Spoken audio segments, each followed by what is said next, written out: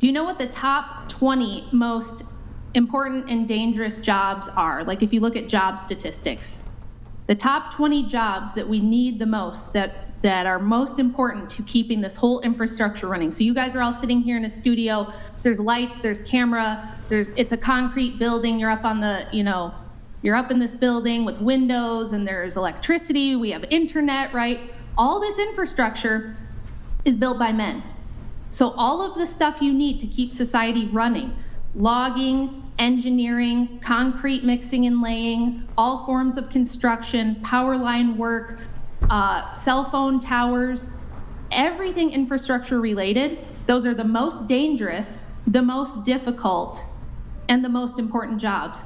And they are occupied by anywhere from 80 to 99% men. Like if you look at concrete work, it's 99.8% men. Women don't lay concrete.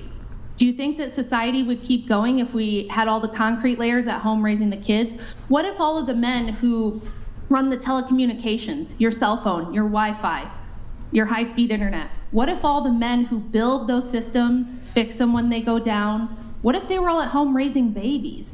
What if all of the power linemen, the guys who go out, like we just had this massive bunch of hurricanes in the southeast and knocked out the power to all of Appalachia and all of Florida for a couple of weeks.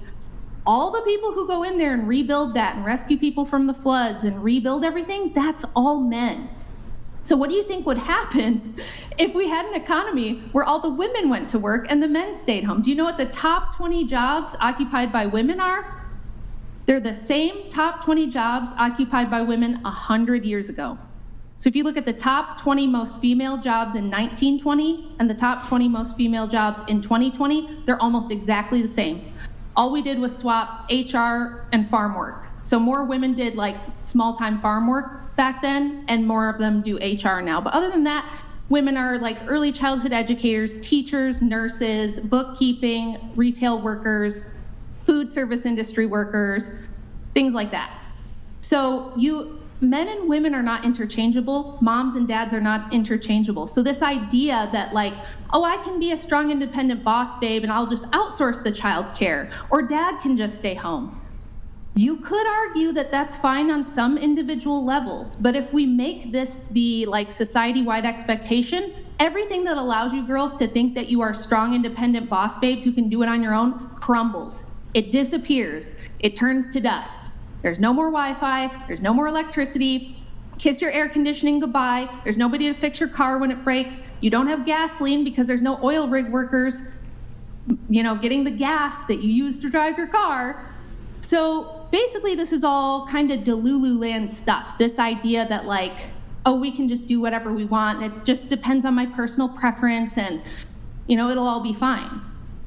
So, I mean, a lot of what Andrew tries to get you guys to think about is what you want on a personal level is not the only question here. It's not the only moral question. It's not the only thing to consider. There's a greater good.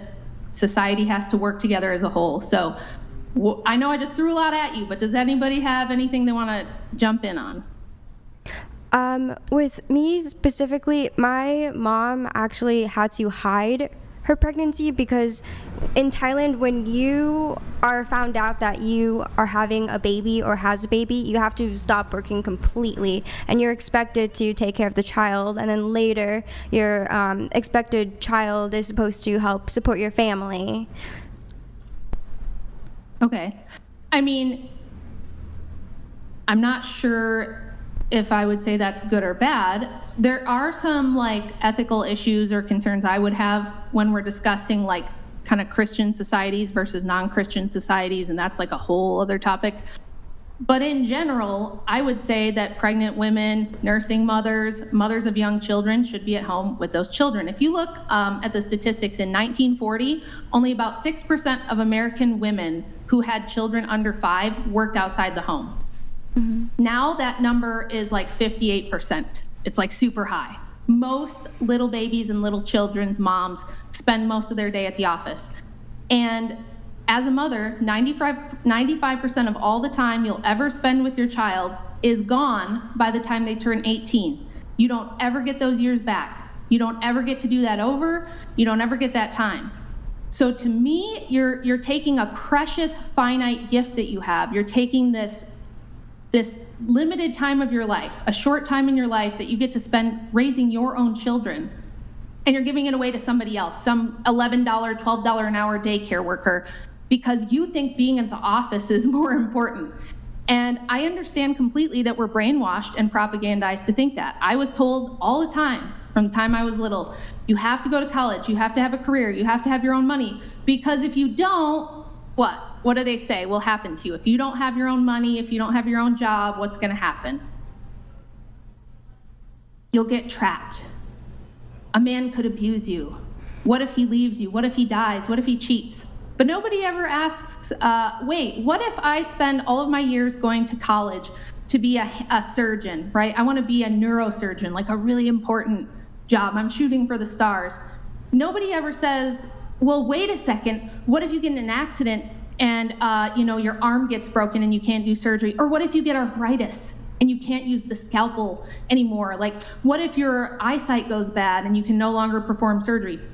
Nobody fearmongers women about all the things that can go wrong when you base your whole life around your career. They only fearmonger women about what could go wrong if they base their life around being a wife and mother. And I just think you guys probably don't ever get a chance to hear anybody say that to you, so I wanted the chance to say it. I actually really appreciate hearing a different perspective, and I feel like you're very well knowledge, so it's very interesting what you have to say. So thank you. I just wanted to say that. Yeah, thanks. I'm glad that you guys wanted to listen. But if anybody has an objection or a counter argument, or you're listening to me and you're like, well, wait a minute, but what about this, Rachel, or what about that? I'm happy to hear it if you have any objections or other thoughts about that. I think that it is perfectly fine. I agree with your viewpoint. You should be there in your child's formative years. I also think that I want a choice that where maybe I don't know if I see a future with having kids in it, and if I want to be that neurosurgeon, if I want to be an anesthesiologist, whatever, that I can do that without having to worry about someone saying you're wasting all your childbearing years, or you want to be a stay-at-home wife. Like I said again, my mom's a stay-at-home mom.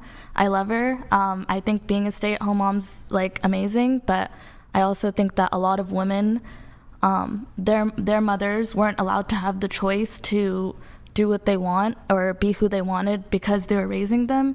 And I think that if they, maybe they don't want kids and they do want to pursue their career goals, that they should be free to. Okay, so you guys were talking earlier about South Korea and how it has the lowest birth rate on planet Earth right now, which it does. It's 1.6 child per woman. But did you know that the whole world, except for a handful of African countries and Israel, are well below replacement and have been for a long time? If you guys follow Elon Musk on Twitter, he's probably the most famous person who's talked a lot about the birth rate collapse and what it could mean. And so basically in the year 2024, we've got planet-wide logistics that have pretty much wiped out hunger. The only places where there's still hunger, there's extenuating circumstances, reasons why that's still a problem. But in all the developed nations, nobody has starved to death in the United States for many decades. It's not a thing. And the reason that's the case is because we had this big population boom during the Industrial Revolution, another baby boom after World War II, and with all of the time and human capital and brilliance of people, problem solving, and just more people in general, we've been able to eradicate a lot of problems we used to have with things like hunger, getting resources where they need to go. If we experience population collapse, which we are, if it keeps going where it's going now, we're going to start having problems, and we're already seeing that. So supply chains, we're already seeing some supply chain failures because there's simply not enough labor. We don't have enough people. It's one of the reasons there's so much illegal immigration. But even the places where those illegal immigrants were coming from, their populations are now well below replacement rates. So we're running out of people to even import. Places like Japan and Canada don't have enough young people to support the elderly populations. There's just not enough young people to, pay into the social security system or work at nursing homes or work in senior health care to take care of the elderly. So again, we can say it's really nice, I want the chance to follow my dream of being a neurosurgeon. And I'm sure there's always going to be some women who do that. But let me ask, how many of the women here have a college degree? Everybody raise your hand if you got a degree. There's, oh, a lot of you. Okay, what's your degree in? Just go around and just tell me real quick what your degree is in. Start with you. I have my associates in social and behavioral sciences. Okay, and next? Just associates. Okay, in what? What field? In like mathematical. Okay, next? Number 5, you have a? Psychology, but I don't really intend to use my degree. I just wanted to get it. Yeah, psychology is probably the most oversaturated and most female field at the moment, so it's tough to get a good paying job. And then next, what's yours? I'm currently obtaining a BA in Psych and Brain. Okay, and next? Health science. Health sciences. Okay, next? Poli-sci and econ. Okay. Are all of you, so one of you said you're not intending to work in the field. Are the rest of you all intending to have careers in the field you're getting a degree in? Okay. And did you probably, most of you said yes.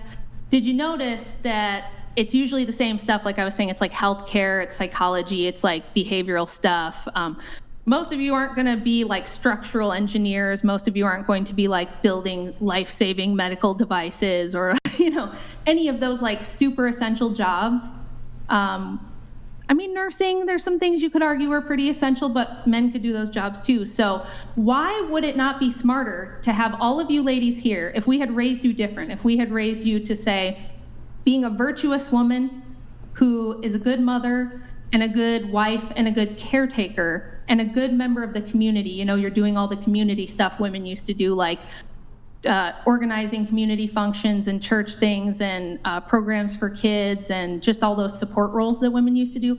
Would it be a better world if we were raising all of you girls to do that instead of raising you to start your OnlyFans, go to college, earn a degree? By the way, I bet a lot of you have some college debt. The average woman has like $40,000 in college debt after she graduates. So now you're having to go into your 20s with a whole bunch of debt and a degree that you may or may not be able to find a job in, that you may or may not like the job, right? And you're forgoing all of the childbearing years to chase that stuff. Do you think that that's like a net positive? Do you think that's a smart, like if you were king of the nation or queen of the nation, would that be how you'd want to organize things? Can I say, I just wanted to say that I get why you're asking this line of question. I just don't see it being asked to men a lot. Like, why did you choose to be a neurosurgeon? Why don't you just, you know, do this line of work instead? Why did you choose to be ambitious? Like, I feel like it's so directed at women. Like, why did you choose to, like, leave your virtuous woman duties and pursue a career? But I really don't see that asked to men, and I understand why. You know, I understand there's traditional duties assigned to men and women, but you know, societies change, and I don't understand why we still have to go through this line of questioning. Well, I'll tell you why. Because the current state of things is completely unsustainable. People ask me all the time, what do you think is going to happen? How do we battle feminism? How do we battle the problems in modernity that we have with falling birth rates and broken families, high divorce rates, and people not even bothering to get married anymore, and nobody having babies? What should we do, Rach? How do we fix this? And I'm like, it's a self-correcting problem, because this situation is totally unsustainable. The future, if everybody turns out, if all the young women are raised like you girls and they have your mentality, and this is not a dig at any one of you individually, because I understand exactly the world you were raised in, the propaganda you were raised with, everything from pop music to movies to every TV show you've ever watched tells you you need to be a strong, independent woman and have a career and follow your dreams and all that stuff. I get it. But the future, if everybody follows your path, there is no future. There's no world, because there's no people, there's nobody to keep the lights on, and humanity dies out. And the reason why, when you say, why do we have to endure this line of questioning, it's because only one of us can have the babies. The men can't have the babies. They can't gestate a child for 9 months and birth it and nurse it and raise it. And we need the men to be making the world livable for the only people who can do that, which is women. So all of the other jobs, all the careers we've talked about, those careers exist to support one occupation, one purpose, which is being a mother.